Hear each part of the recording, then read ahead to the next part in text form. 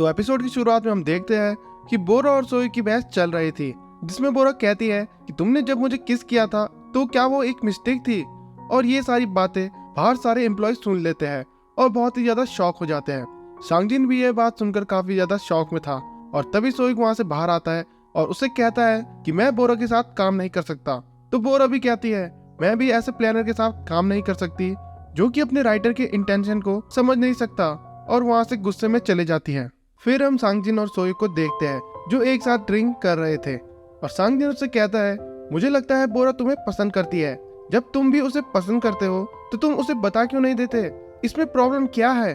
तो सोई कहता है मैं ऐसा नहीं कर सकता, मैं चाहता तो हूँ उसे बोलना, पर मुझे लगता है बोरा अपने एक्स के साथ वापस जाना चाहती है और कहीं मैं उनके बीच में ना आ जाऊं। तो सांगजिन उसे समझाता है तुम ऐसा क्यों सोच रहे हो, और जब वो मानता नहीं तो वो लास्ट में कहता है सब भूल जाओ, वैसे भी बोरा तुम्हारे लिए सही नहीं है, वो काफी ज्यादा बोलती है। तो सोई कहता है ऐसा बिल्कुल नहीं है, वो ऐसी नहीं है और तुम उसके बारे में बात मत करो, क्योंकि उसका नाम सुनकर मुझे उसकी याद आ रही है। और सोई वहाँ पर काफी इमोशनल हो जाता है। वहीं दूसरी तरफ हम बोरा को देखते हैं, वो बोमी को कहती है कल तुम मेरे साथ डॉक्टर के पास जाने वाली हो, तुम्हें इस बेबी की वजह से शादी करने की कोई भी जरूरत नहीं है, और उसे वहाँ पर समझाती है।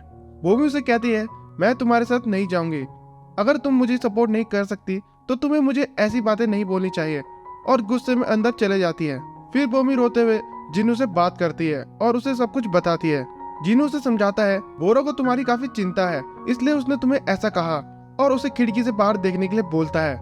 बोमी जब बाहर देखती है तो वो उसको खुश करने की कोशिश करता है और कहता है मैं तुम्हारे लिए कुछ चीजें भी लाया हूँ। ये देखकर बोमी थोड़ा इमोशनल हो जाती है और रोने लगती है। वहीं हम देखते हैं सोई काफी ज्यादा ड्रंक होता है, तो सांगजिन उसके हाथ में फोन देकर वहां से चला जाता है कि ये सोचकर कि शायद वो नशे में बोरा को कॉल करेगा। फिर वो यूरी के बारे में सोचकर कॉल करने की सोचता है, लेकिन वो अपना फोन वापस रख देता है कि मुझे ऐसा नहीं करना चाहिए। जैसा कि सांगजिन ने सोचा था बिल्कुल वैसा ही होता है। सोई बोरा को कॉल करके कहता है कि मुझे घर जाना है, तुम्हें मुझे घर छोड़ना होगा। इस पर बोरा कहती है तुम अभी ड्रंक हो, हम कल बात करेंगे। तो सोई कहता है मैं तुम्हें हमेशा घर छोड़ने आता था और अब तुम्हारी बारी है मुझे घर छोड़ने की, और बात करते करते वो नीचे गिर जाता है। वो वेटर को कहता है कि उसे कहो कि मुझे यहाँ से लेकर जाए। तो वेटर उसे बताता है कि वो काफी नशे में है और वहाँ का एड्रेस भेजता है। ये सुनकर बोरा फटाफट से सोई को लेने आती है और देखती है कि सोइक नशे में नीचे पड़ा था, और जब वो उसे उठा रही थी तो सोइक नशे में कहता है तुम उसके पास वापस मत जाओ, और फिर वो उसे टैक्सी में लेकर बैठ जाती है। टैक्सी में सोइक उन्हें अपना एड्रेस बताता है। वो बोरा को यही कह रहा था कि तुम जुआन के पास वापस मत जाना, और उसे गले लगाने के लिए कहता है। बोरा कहती है ठीक है मैं उसके पास नहीं जाऊंगी, और उसे हक करके कहती है वैसे भी तुम्हें कल कुछ याद नहीं रहेगा, और उसे घर छोड़ देती है।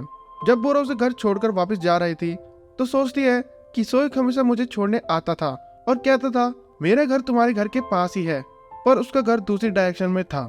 उसे वहाँ एक नोट भी दिखता है जिसमें सोइक ने उसे उसके शो के लिए कॉन्ग्रेचुलेट किया था, और उसने राइमिंग में बोरा के लिए अपनी फीलिंग कन्फेस की थी। बोरा वहाँ पर अपने नाम का एक लॉकेट भी देखती है, और वो देखकर वो सोचती है कि इस आदमी को समझना बहुत ही ज्यादा मुश्किल है। अगले दिन सोइक जब उठता है तो वो देखता है कि उसने लास्ट कॉल बोरा को की थी, और ये देखकर वो बहुत ही ज्यादा एम्बेरस फील करता है कि आखिर मैं ऐसा कैसे कर सकता हूँ। उसके बाद सोयुक सांगजिन के पास जाता है और कहता है मुझे कल के बारे में कुछ भी याद नहीं कि मैं घर कैसे पहुंचा, लेकिन मैंने अपने फोन में देखा कि मैंने लास्ट कॉल बोरा को किए हुए थे। तो सांगजिन कहता है कि तुम बोरा को कॉल करके पूछ लो ना, और उसे माफी भी मांग लेना। वो बैठकर सोच रहा था कि आखिर कल क्या हुआ, और तभी उसे थोड़ा थोड़ा याद आने लगता है और वो बोरा को कॉल नहीं कर पाता। वहीं हम बोरा को देखते हैं जो कि सोई के कॉल का वेट कर रही थी, और फिर वो बोमी को कहती है मुझे तुमसे बात करनी है, जल्दी अपने रूम का दरवाजा खोलो। लेकिन बोमी उसे मना कर देती है और दरवाजा नहीं खोलती। फिर हम यूरी को देखते हैं जो कि काम कर रही थी, और तभी उसे सांगजिन का मैसेज आता है कि क्या तुम मेरे साथ कॉफी पे चलोगी। तो फिर वो दोनों कॉफी के लिए आते हैं। सांगजिन उससे कहता है मैं तुमसे कुछ पूछना चाहता हूँ। तभी यूरी कहती है कि शायद मुझे पता है आप ये पूछना चाह रहे हैं कि मुझे आपके लिए अपनी फीलिंग रोक लेनी चाहिए, है ना। पर सच तो ये है कि मैंने अपनी फीलिंग्स को कंट्रोल करने की बहुत कोशिश करी, लेकिन मैं अभी भी आपको काफी पसंद करती हूँ। तो सांगजिन कहता है कि मैंने इसलिए मना किया था क्योंकि मैं तुमसे काफी ज्यादा बड़ा हूँ, मेरा तो डाइवोर्स भी हो चुका है, और मैं नहीं चाहता कि तुम्हें बाद में जाके इस बात का रिग्रेट हो। पर फिर मैं सोच रहा था कि अगर तुम्हें सही लगे तो। और तभी यूरी कहती है, हाँ मुझे कोई दिक्कत नहीं है। सांगजिन कहता है, मुझे पूरा बोलने तो दो।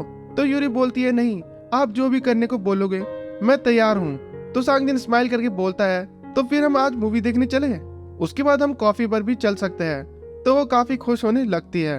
आगे हम देखते हैं यूजुंग बोरो के घर आती है। तो बोरा उससे पूछती है, क्या तुम्हारे और जिन्हों के बीच सब कुछ सही हो गया? तो यूजुंग कहती है, फिलहाल अभी मैं कुछ कह नहीं सकती। उसके बाद यूजुंग और बोरा दोनों मिलकर दरवाजा खुलवाने की कोशिश करते हैं, लेकिन बोमी चिल्लाते हुए कहती है कि अभी मैं तुमसे बात नहीं करना चाहती और ना ही मैं कुछ खाना चाहती हूँ। जब वो मान नहीं रही थी तो फिर वो किसी तरह दरवाजा खोलकर अंदर आते हैं। बोमी उन दोनों के ऊपर चिल्लाते हुए कहती है, मैंने कहा ना कि मुझे कुछ नहीं खाना और ना मुझे तुम दोनों से बात करनी है।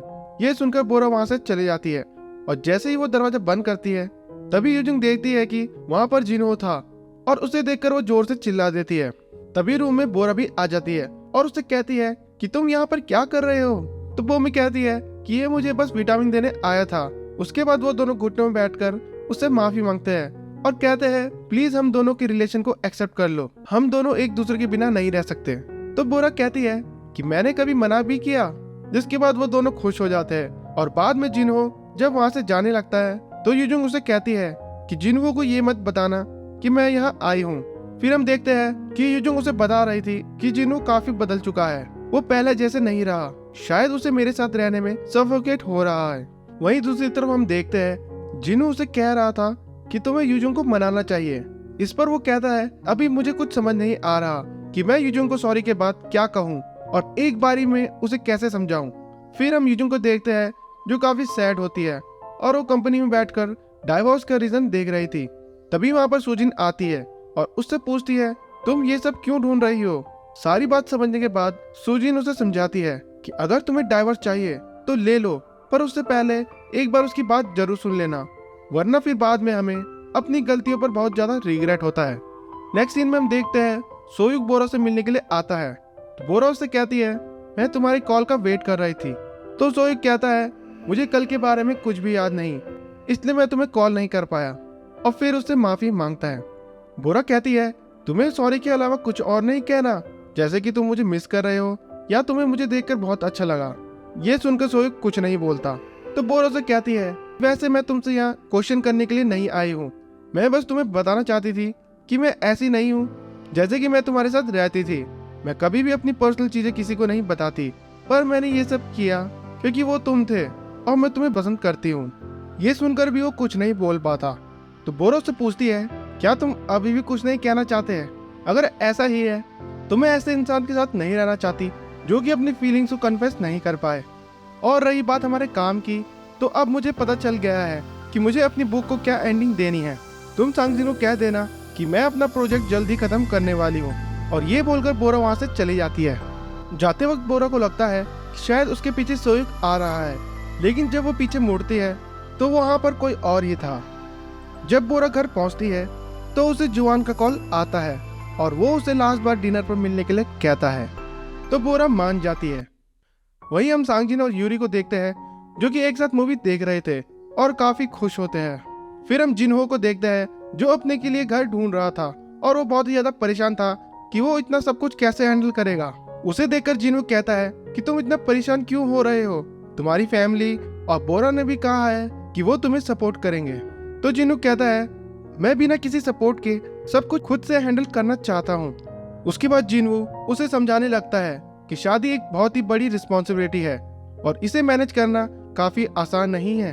वो उसे बताता है कि मैं शादी से बहुत ज्यादा डरता था और मुझे ऐसा लगता था कि मैं कभी शादी नहीं करूंगा। तो जिन्हो कहता है, फिर तुम्हारी शादी कैसे हुई? क्या तुम उससे प्यार नहीं करते? तो वो कहता है, क्योंकि यूजुंग ने मुझे शादी के लिए प्रपोज किया था और अगर उसके अलावा कोई और होता तो मैं शादी भी नहीं करता।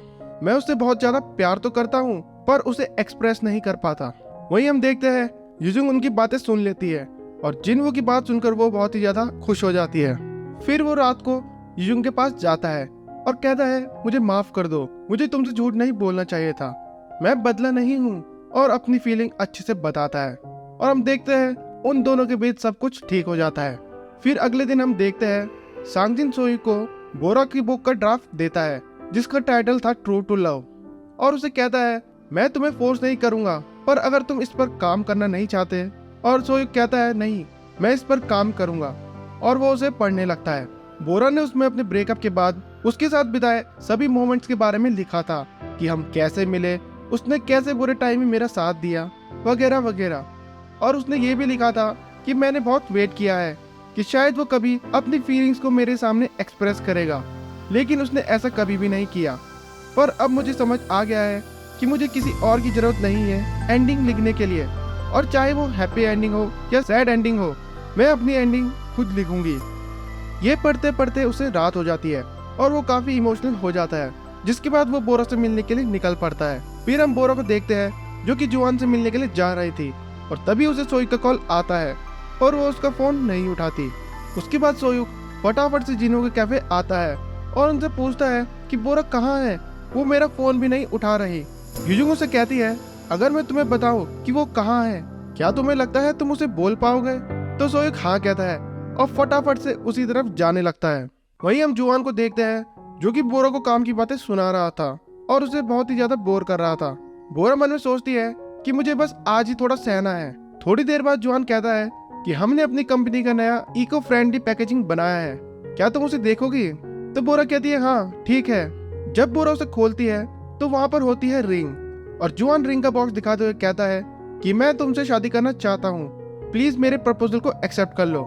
लेकिन बोरा रिंग का बॉक्स बंद कर देती है और कहती है मैं तुम्हारी रिंग को एक्सेप्ट नहीं कर सकती।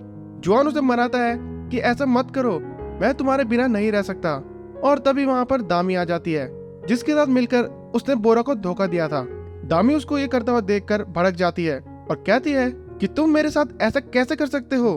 फिर बोरा वहाँ से जाने लगती है तो दामी बोरा को भी कहती है क्या तुम में थोड़ी शर्म नहीं है, तुम यहाँ पर जुआन से मिलने के लिए कैसे आ सकती हो? तो बोरा कहती है मैंने तुमसे प्यार नहीं किया है, ना ही तुमसे कोई वादा किया है, और जिसने तुम्हारे साथ ये सब किया है तुम्हें ये सारी चीजें उसे कहनी चाहिए। और जब बोरा वहां से जाने लगती है तभी दामी जुआन के ऊपर पानी फेंक देती है और ये देखकर बोरा वहीं रुक जाती है। उसी टाइम वहां पर सोयुक भी आ जाता है और उसे देखकर वो काफी ज्यादा चौंक जाती है। वो बोरा को कहता है कि अब टाइम है मेरा हाथ पकड़कर यहाँ से बाहर जाने का, और फिर उसे सोयुक हाथ पकड़कर बाहर ले जाता है। बोरा सोयुक को कहती है तुम मुझे कहाँ ले जा रहे हो और तुम्हें मुझसे क्या कहना है? तो सोयुक कहता है कि क्या मैं तुम्हें पसंद करता हूँ? बोरा ये सुनकर हैरान हो जाती है कि आखिर ये बोल क्या रहा है, और कहती है मुझे क्या पता। तो सोयुक उसका हाथ पकड़कर अपने दिल पर रखता है और कहता है इस दिल में सिर्फ तुम हो। ये देखकर बोरा कहती है तुम्हें यही आइडिया मिला, और क्या तुम डायरेक्टली नहीं कह सकते कि मैं तुम्हें पसंद करता हूँ? पर मुझे तुम्हारी बातों पर विश्वास नहीं है, मुझे एक अच्छा रीजन चाहिए कि तुम मुझे क्यों पसंद करते हो।